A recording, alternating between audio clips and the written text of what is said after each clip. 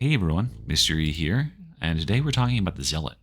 The Zealot is my favorite class. He's the first class that I played, so no, I'm not a recent fan. I've always been a big fan of the Zealot because I played Zealot in Vermintide 2, and boy, is it a good time to be a Zealot, because the Zealot is the strongest class in the game, hands down. I won't hear any debate of it. He's only got one person or one class that's competing with him, and that's the Veteran, and that's only when the Veteran has the Veteran voice command Shout with the augment. That's the only thing that's holding him in contention at all for strongest class. The Zealot has a ton of stuff going for it. I'm going to try to break it down and talk about the base stats, the talents that really put the Zealot in to having some crazy builds that do absurd damage and have infinite survivability. And then finally, we're going to round up by talking about the weapons that have graced the Zealot with their presence and have sort of defined the meta for really powerful Zealot players. So first off, everything starts with the base stats. And the things I want to draw attention to here, the first thing and the most important thing about Zealot that makes him just the melee god is stamina. So he has 3 base stamina. Compare that to the Ogryn's 4 base stamina. So the Ogryn has more, you might think he's better, right? The Ogryn, instead of having 1.5 regeneration per second, only has 1 regeneration of stamina per second, and his delay before he starts regenerating his stamina is 1 full second. So if you do the math, it takes an Ogryn 5 seconds to regenerate his 4 stamina, and then the Zealot has a 0.75 second delay and a 1.5 second per second gain here. So it's going to take him only 3.75 seconds to regenerate his 3 stamina. And this is the most important factor here, is this regeneration over time, because this is what is scaled by having curios that have increased stamina regeneration on them. So if you multiply 1.5 by 1.36, whatever that maths out to, that ends up being your ultimate stamina regeneration if you have all 3 of those curios, which you absolutely should if you're playing any class. Pretty much stamina is king in this game. The stamina is also a really big factor in Zealot's oppressiveness in melee, because he is one of the best users of this extra stamina. He loves to sprint around the battlefield. You can see he has the highest sprint speed, and he has a pretty good depleted sprint modifier, but he has this impressive ability to slide around the map, because sliding, the control while you're crouching while you're sprinting sort of thing, dodges all ranged attacks, right? And when you're sliding on Zealot, you take heavily reduced damage from all other stuff. And the really important thing about sliding that Zealot can abuse is that sliding is based on your movement speed when you begin that slide. So there's a couple of different abilities and talents that give the Zealot boosted movement speed, and then he can slide for just these absurd distances that just completely dodge all ranged attacks and get him into melee where he's just going to eviscerate the enemies. So yeah, sliding is really useful. And then finally, the final use for stamina, because we are not a blocker. I don't think anybody should be blocking in this game generally, but we are a pusher. We push enemies to hold them in place so that we can stab them in their weak spots. So we can circle around behind them and get a backstab kill, a headshot critical backstab kill, all those multipliers that do insane damage. So we want to use that stamina to do push stabs, because push stabs are very good on lots of weapons, and for smaller enemies, it stuns them for a second so that we can perform executions. Then finally, just looking at his health here, the Zealot gets an extra 50 health over the other 2 humanoid classes. He has 200 compared to the Ogryn's 300, but the Ogryn takes so much bullshit damage from everywhere that he honestly needs more, I think. But the Zealot has so many ways of avoiding or blocking damage entirely that he does not need this extra health. When they designed this class, I think they thought because he's a frontline fighter, he's going to be taking cheap shots all the time, and that is true at lower levels of play. But at higher levels of play, because we have so much stamina to work with, and because we can dodge and slide and do all this good stuff, we almost never should be taking attacks. And then you just have this huge health pool that's just a freebie that's just given to you, which means things like grimoires or bursters that your teammates shoot right in your face, all that good stuff. Standing in fire for a little bit too long. it doesn't end up having a hugely detrimental effect on us, versus playing as Psyker, who is incredibly, has what, 30% less HP, and that damage adds up a lot quicker. So free HP, I'll take it. Let's go down here and quickly point out a few of the nodes in the talent tree that make Zealot the beast that it is. So first off, in this first choice of 3 paths here, I get a lot of comments in my videos asking why I don't go for Immolation Grenade, why I don't go for a Sunstorm Grenade. It's because the paths to get to these two are just really suboptimal. However, if you look over here on the right, we have a choice, some really powerful choices, and generally we want to go Backstabber into Scourge. Scourge allows us to get up to 30% crit on any weapon for free if they are bleeding, and there's plenty of things in this game that can apply bleeds to enemies. If you have no way to get your crit started, you could even shoot enemies with a bolt, like a bolt pistol, and start the bleed on them, or rely on your allies to apply bleed. And then we have Enduring Faith. Enduring Faith is pretty much up full time because the Zealot has so many ways to generate these crits. So for 4 seconds, we get 50% reduced toughness damage. This is the same effective toughness damage reduction as the very powerful Iron Will is on the Veteran, which only applies when the Veteran is over 75% toughness. So we can get this all the way down to 0 toughness, which means we are nigh invincible to ranged attacks, and we're going to take greatly reduced melee damage as well. Then we get free toughness anytime we do a dodge out of Second Wind, which is just absurd. This is a great way to keep your toughness topped off without having to do anything on your part. You don't have to kill enemies, you just have to dodge their attacks. And we are going to be abusing the ever-loving shit out of dodges as Zealot. Dodge is king on Zealot. And that's why, as a more experienced player, the better you get and the more agile you are at dodging and retaliating, the better and better Zealot becomes. The problem with Zealot, the only weakness he generally has, is that this set of 2 trees right here are next to worthless. All these 10 nodes right here give us nothing. The Beacon of Purity and Loner are really nice, but it's rarely worth it to invest going down here because you have to miss out on Duelist over here, which is the most powerful passive in this entire portion of the tree, maybe in the entire tree, honestly. So Duelist is just basically weak spot and critical hit damage for 3 seconds on a successful dodge, which again, we're doing all the time. This is just finesse damage by another phrase. I don't know why they don't word it as that, but yeah, this is going to multiply our damage in a huge way, and we're going to be seeing a lot of this as we talk about the rest of Zealot's strengths. Coming down here, we have a choice of 3 abilities that are all really strong.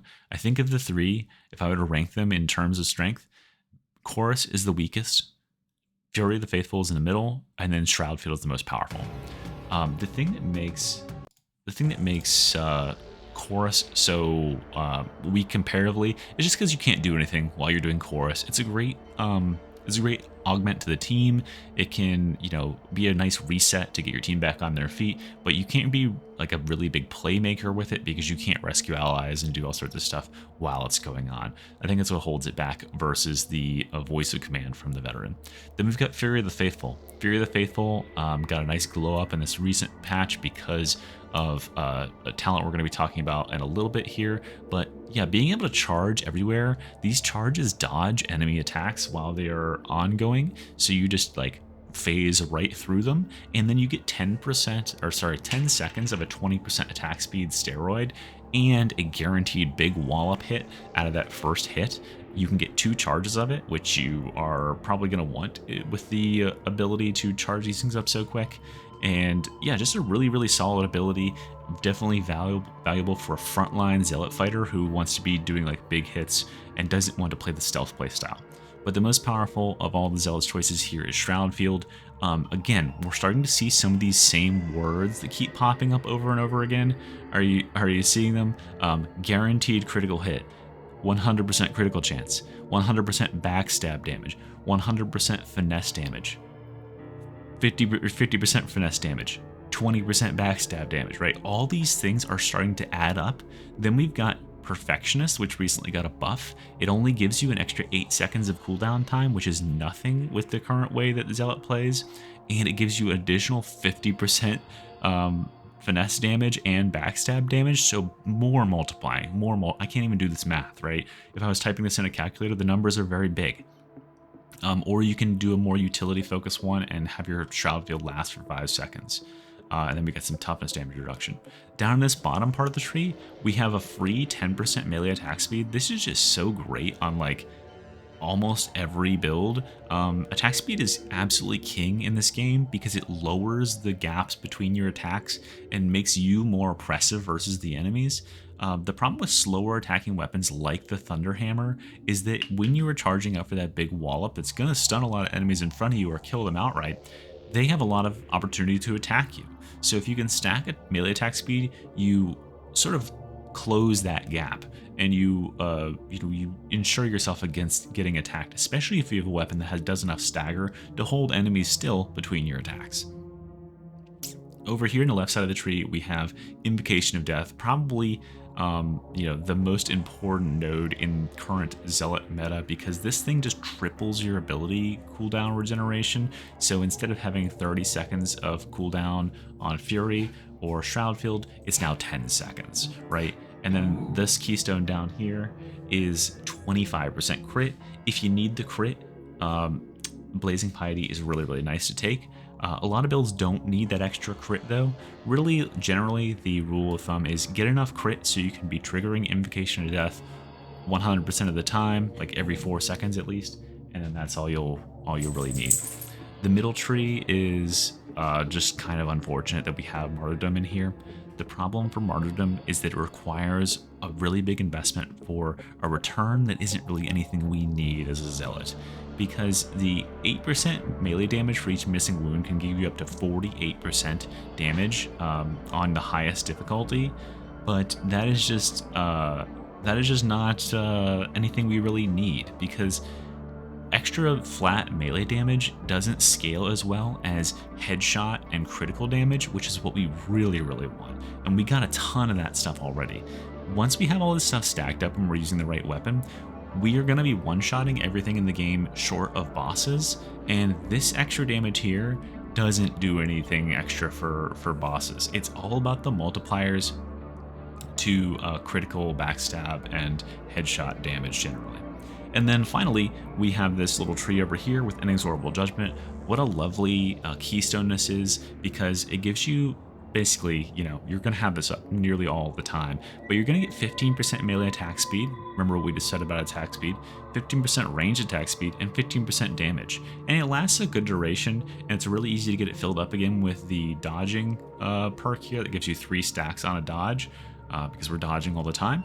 And the final thing I want to point out is that the nodes in the way to this one are just really solid. We can get up to 20% melee attack speed if we just keep, or sorry, melee attack damage if we just keep attacking. That's free damage because we're always going to be attacking at least once every 5 seconds when we're in combat.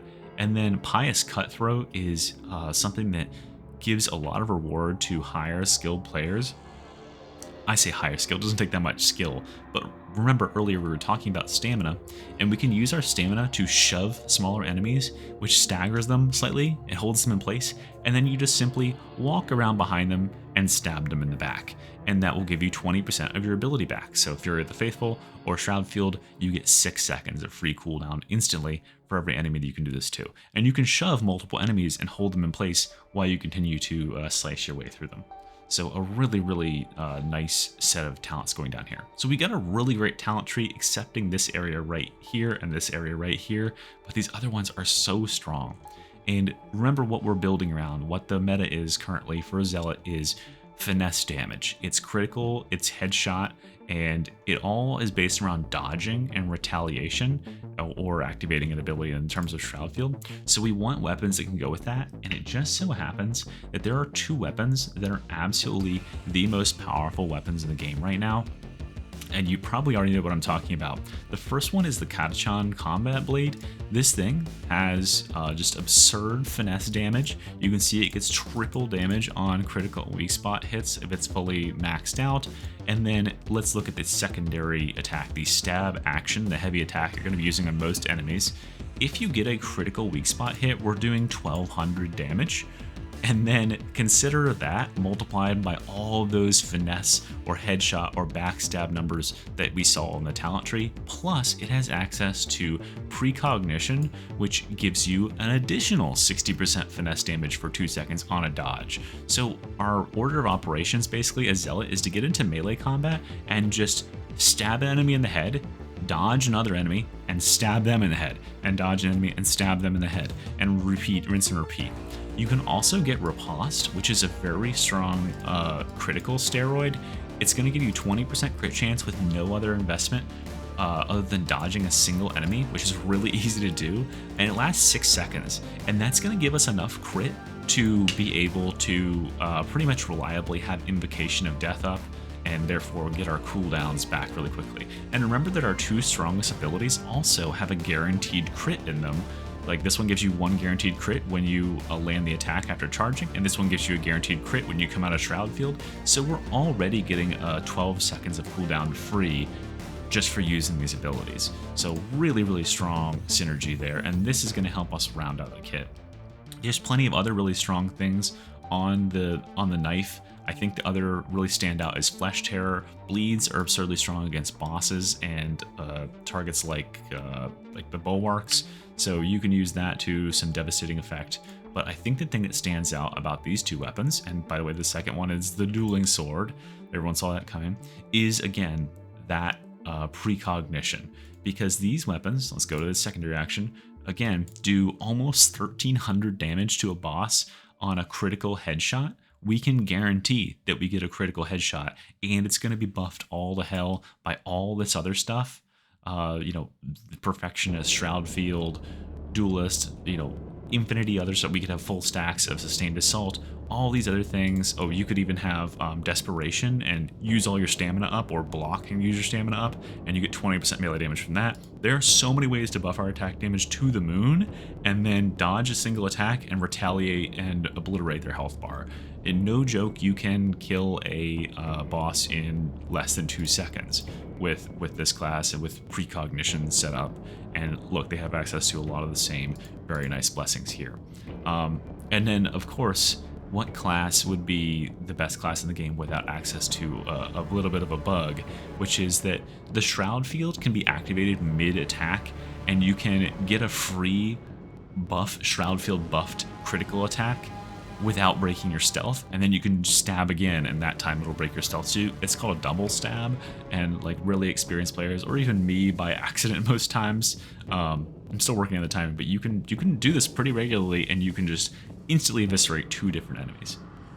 Really, really crazy stuff. So anyway, that's the Zealot. If you were wondering why you've been seeing so many Zealots running around with dueling swords and knives and stuff like that, and how they are just instantly killing crushers and those sort of things, it's this. It's just this absolute synergy between all of these crit and finesse things that all just stack up in this perfect way. The Zealot also just is untouchable. They can slide around the whole map. Both the dagger and the dueling sword can use their lunges, can use their heavy attacks to boost their movement speed and slide just an absurd distance on the map. Yeah, it's just a super, super strong set of weapons combined with a very strong class, and it just becomes oppressive. And yeah, so that's why you've been seeing so many Zealots popping off lately. Anyway, y'all, that is everything I have for you today. And if you have any more questions in the comments, you have a class you want me to talk about next, I'd be interested. I just wanted to talk about Zealot today because I have been just obliterating games lately, and I wanted to break down why. So anyway, Mr. Yi, out. Just one more thing before I go, guys. If you look on the screen right now, you can see all the members of my channel. These are all absurdly cool people, but especially Diomedes22, who is so cool that the government actually captured him recently, and they're performing tests to determine what makes him cool, but I don't think he'll break even under pressure. If you'd like to become a member, you can click join down below. I'd really appreciate it if you have extra money to throw around, if you throw it at a goober like me. But if not, you could just subscribe. That is also really, really awesome, and I highly encourage you to do it. I appreciate every extra subscriber I see joining my channel, and we've grown a lot recently, and it feels really cool. I hope to make more videos for you guys soon. Thanks, bye.